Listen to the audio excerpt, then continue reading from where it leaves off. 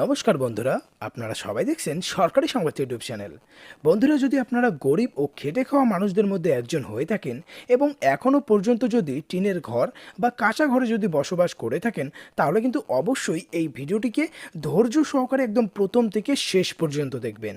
তার কারণ বন্ধুরা, এবার কিন্তু প্রত্যেকটা গরিব ও খেটে খাওয়া মানুষদের ব্যাংকের অ্যাকাউন্টে ঘর বানানোর জন্য 3,48,000 টাকা দেওয়া হচ্ছে রাজ্য সরকারের তরফ থেকে।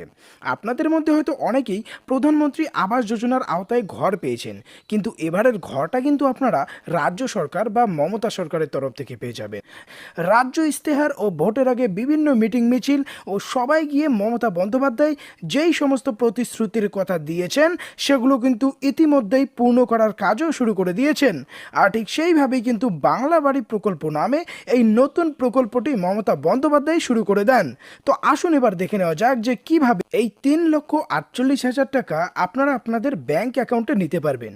এরই সাথে আবেদন করার জন্য আপনাদের কি কি ডকুমেন্টস লাগবে আর কিভাবে আবেদন করবেন, আর এই সমস্ত কিছু জানতে হলে কিন্তু অবশ্যই ভিডিওটিকে শেষ পর্যন্ত দেখবেন।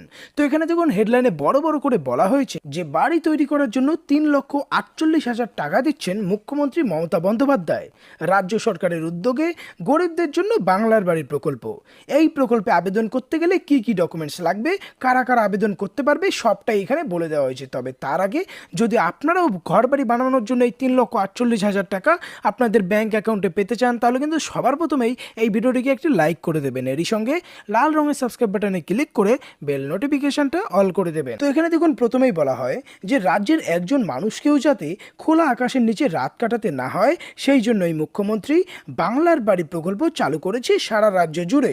মুখ্যমন্ত্রী সেই স্বপ্ন বাস্তবায়িত করতে সমাজের গরিব ও খেটে খাওয়া মানুষদের বাড়ি তৈরি করার জন্য 3,48,000 টাকা দিচ্ছেন মমতা। এবার কথা হচ্ছে কারা কারা এই টাকাটা পাবে বা কারা কারা আবেদন করতে পারবে।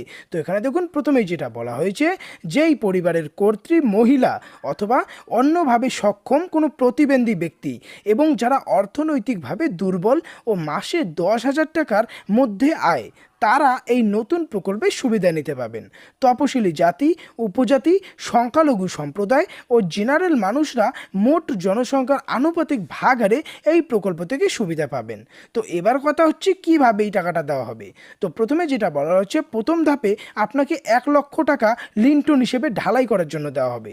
দ্বিতীয় ধাপে আপনাকে 1,00,000 টাকা দেওয়া হবে ছাদ ঢালাইয়ের জন্য। আর তৃতীয় ধাপে দেওয়া হবে 50,000 টাকা। আর চতুর্থ ধাপে যেটা বলা হয়েছে 40,000 টাকা দেওয়া হবে প্লাস্টার ও স্যানিটেশন করার জন্য।